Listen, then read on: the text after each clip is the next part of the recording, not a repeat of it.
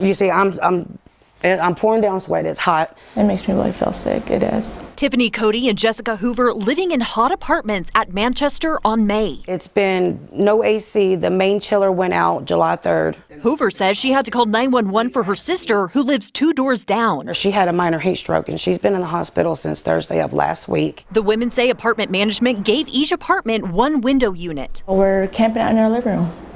We've been camping out, I'm gonna say a month and a half now. We actually had to get our own portable AC. And this How much did that cost? Oh God, we nearly spent over $400 on, yeah.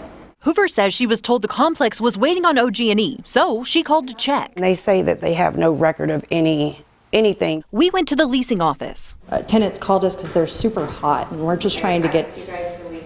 Is there anyone we can call to get these answers? We were told corporate would call. They didn't, so we called them.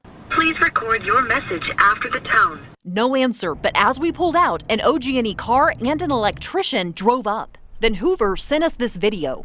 And it's a shock that the property manager's on site after she run the news crew off.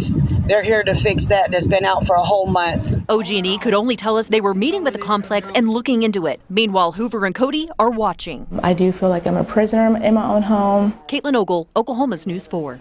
Man, it's got to be hot. We did hear back from apartment management. The manager says the complex will need to rerun the lines to fix the chiller on the south side. And in order to do that, they have to redesign the complex. They're now trying to figure out how much that will cost and how long it will take.